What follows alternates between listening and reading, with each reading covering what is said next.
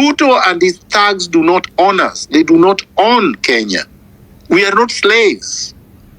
Ruto is not a king over serfs. Kenya is an independent country, a sovereign country. And we must exercise our sovereignty directly by telling Ruto, we are sovereign. We are free. Nobody is going to enslave us. And this language of slavery, which I hear a lot on these spaces, we have to liberate ourselves from them. Let us not talk like Ruto chains us somewhere and forces us to do these things. If he wants to pay the odious debt from the money that he has stolen, let him go ahead and do that.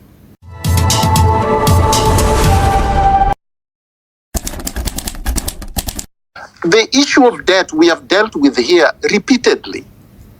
Legally, you are not allowed to pay illegal debts.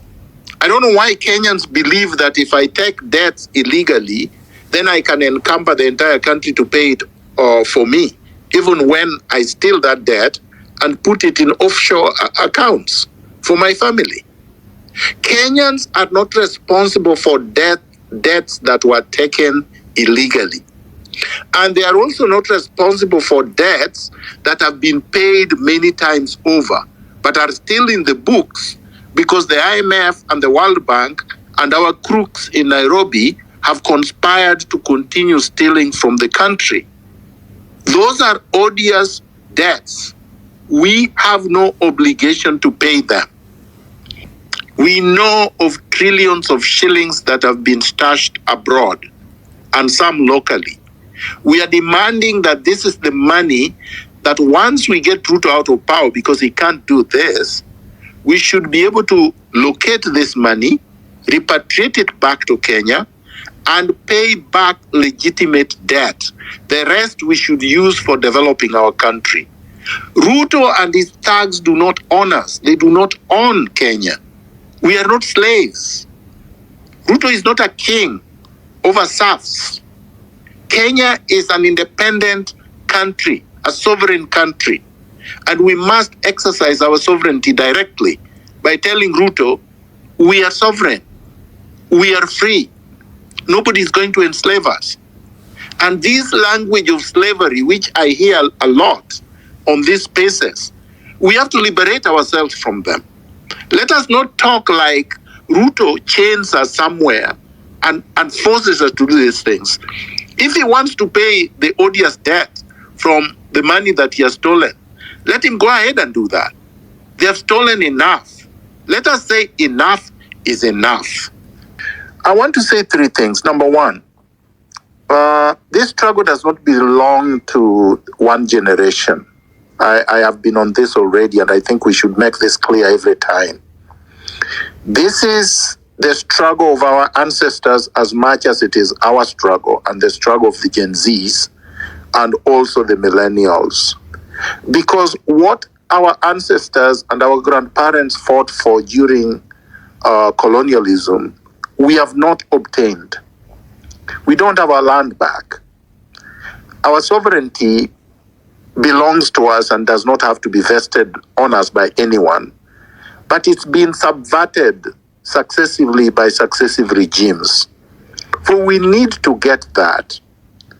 We don't have all the freedoms that we assert we have in the Bill of Rights, including the freedom of association, including the freedom to protest. That is why they are shooting at us, including freedom of the speech. That's why the president Ruto keeps attacking us, calling us violent when we are just speaking.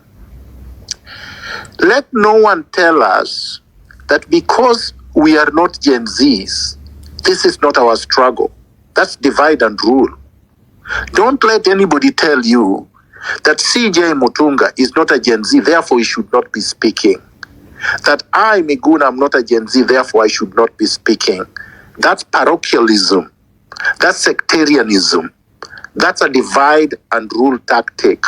We must reject it because our struggles are based on the struggles of the people who are long gone. Each generation stands on the shoulders of the previous one. Without that, there is no need for a struggle and we can never succeed. So we should get that in our heads and reject these people who are bringing divisive messages and ideas into our heads. We are together in this struggle. We are not united. We are not divided. As I have said before, they have made messages and they are spreading messages of confusion. Let us not allow ourselves to be confused. We could be demonstrating and protesting every single day. There is not one day that is reserved for protests. I wanted to say that we cannot call the martyrs, the people who have been murdered by the state goons, as having committed aided suicide. That kind of language is dangerous. These people did not go to the street to die. Rex did not want to die. Denzel did not want to die. Onsongo did not want to die. All these people did not want to die. They went there. Yes, they were fearless, but they went there to protest in exercise of their constitutional rights. But they did not go there to invite the police to shoot them. When they die, we should call them heroes. We should not say that they committed suicide or they wanted themselves to be killed. No. They were killed by cold-blooded murderers. Let us call the killers murderers. Let us not blame the victims. Let's blame the perpetrators. The last point I want to make is basically in response to my friend CJ. CJ, I actually believe that going to court is not a good strategy because it attempts to validate something that doesn't need to be validated. Our rights under Article 1 do not need validation by the courts.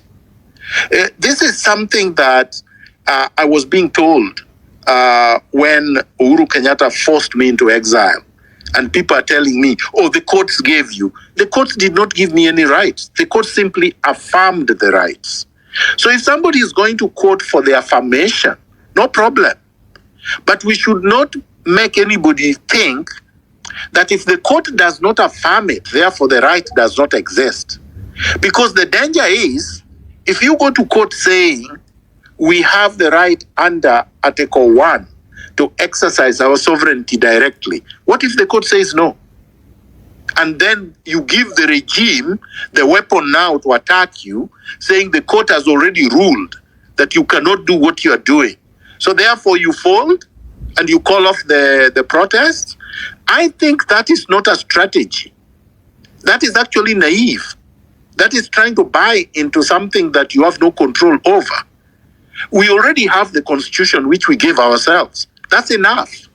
Let's not look for validation from the courts because the courts can be used against us.